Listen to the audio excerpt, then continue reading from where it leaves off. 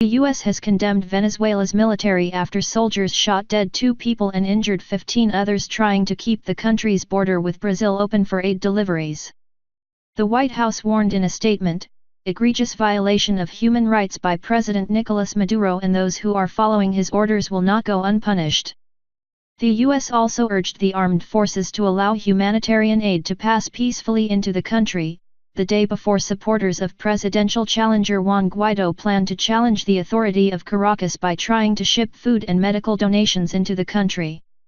On Friday evening, Guaido defied a government travel ban to appear at a star-studded aid concert inside the Colombia border, drawing the biggest cheers of the evening, even after hours of performances from musicians including Maluma, Alejandro Sanz, and Luis Fonsi, famous for the global hit Despacito.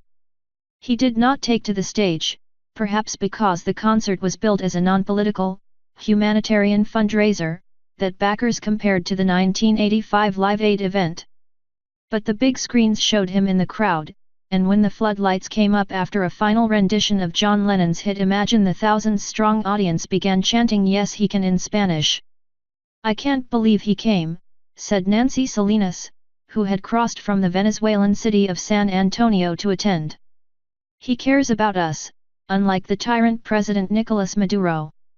Guaido's appearance was both a surprise and a show of power, because Venezuelan authorities had barred him from leaving the country after he declared himself interim president in January, claiming Maduro's election was voided by fraud. Amid the rising tensions, U.S. National Security Advisor John Bolton announced on Friday evening that he had cancelled a planned trip to South Korea to focus on events in Venezuela. Since Guaido's declaration, he has been recognized as the country's rightful leader by more than 50 countries, including the United States and many regional powers. The presidents of Chile, Colombia, and Paraguay all came to the concert on Friday. On Saturday, the opposition will test whether he can transfer a wave of popular support and international recognition into political power, by attempting to bring aid across the border into Venezuela. "The humanitarian aid won't solve all of Venezuela's problems," said Vilca Fernandez, a concert organizer and former political prisoner. "But it signals the end of the regime of Maduro and his criminal cronies." Maduro has called the planned deliveries a provocation, barred them from entering the country, and claimed relief supplies are coming from Russia instead. He has blocked the border with Brazil and the maritime border with several islands, as well as ordering military and police units to reinforce crossings with Colombia. He had responded to the international show of support for Guaido in Colombia by promising a concert of his own on Friday, but it started late and drew a crowd of just a few thousand, many of them bussed in from surrounding towns to watch a show that included uniformed military dancers. Both concerts was held on the Tienditas Bridge connecting Colombia and Venezuela, on a temporary stage in front of containers and an oil truck Venezuelan government forces used to blockade the crossing. On the Colombian side, a campsite had been set up near the concert site, for volunteers to spend the night before trying to take the aid across. "Tomorrow is the day we've all been waiting for. Tomorrow is the day we can go home," said Eduardo Espinel, who has lived in Cúcuta for 3 years, and runs a foundation for Venezuelan migrants. Guaido, of the Popular Will Party, has re-energized an opposition that was fractured and ineffective for years. By promising aid deliveries, he found a powerful way to channel discontent with the government into political action. Venezuelans face widespread hunger and medicine shortages, and hyperinflation running at around 2 million% a year has made salaries virtually worthless. As the country's economic crisis deepened, more than 1 in 10 have fled abroad. The security forces have so far largely stood by Maduro, despite opposition efforts to win them over, including offers of an amnesty, but their loyalties may be tested if large numbers of civilian volunteers try to import much-needed aid in defiance of the ban. Video shared by opposition figures heading to the border in a caravan from Caracas appeared to show armed National Guard members at barricades were barely resisting when crowds pushed them aside so that buses could pass.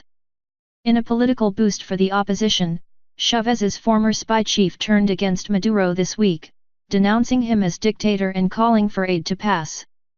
But the security forces are likely to be under strict orders to bar aid regardless of who carries it, and with elite units stationed along the Colombian border, there are worries any showdown could end in bloodshed.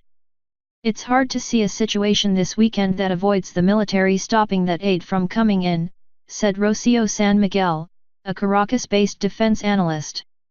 The military structures towards that border make it impossible that they will let that aid through. On the Colombian border, opposition supporters desperate for change said they were undeterred by the threat of violence.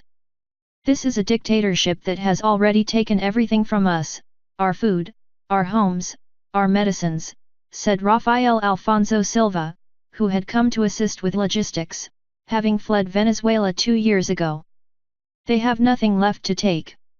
Despite bellicose threats to the existing regime from American officials, including Donald Trump, Guaido and his supporters have insisted they do not want a foreign military intervention or violence on the ground.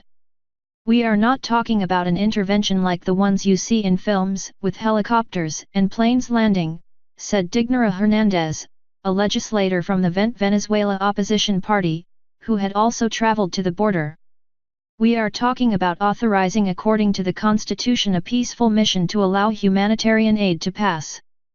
Apart from the campsites near the concert site, details of how and where the opposition will try to breach the border are still unclear.